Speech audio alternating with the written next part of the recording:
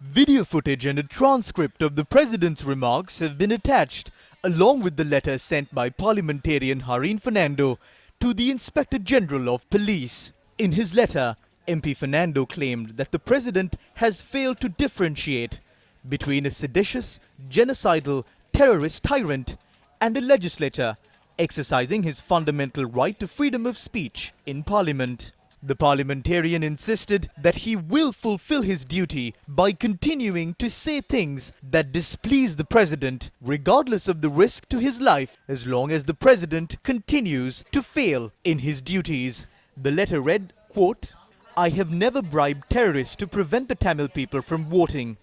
I have not embraced Karunamman, who has butchered more police officers than any man who ever lived. Above all, I have always been a citizen of Sri Lanka and no other country." The President clearly insinuates that he is capable of having me killed like a dog if I continue saying things that displease him.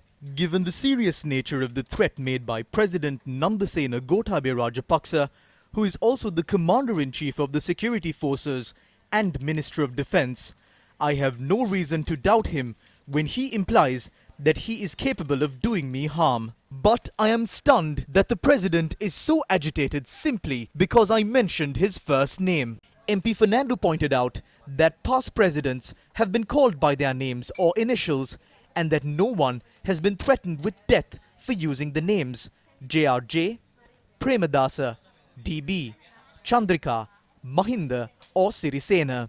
He said that he finds it difficult to believe that members of the Buddhist clergy have truly advised him to resort to violence unless the President proves otherwise.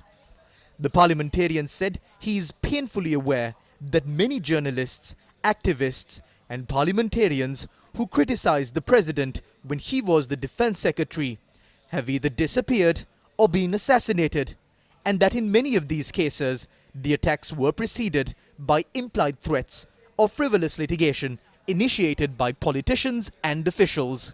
Fernando pointed out that it is his fundamental right to say what he wishes without fear of being summarily executed like a terrorist.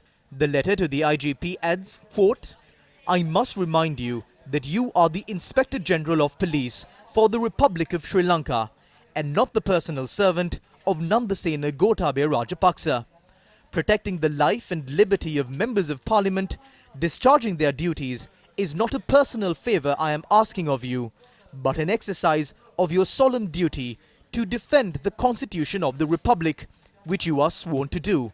Unquote. Fernando emphasized that if he is killed for refusing to be silent, he will assume that it was done at the behest of the only man who has ever threatened to kill him.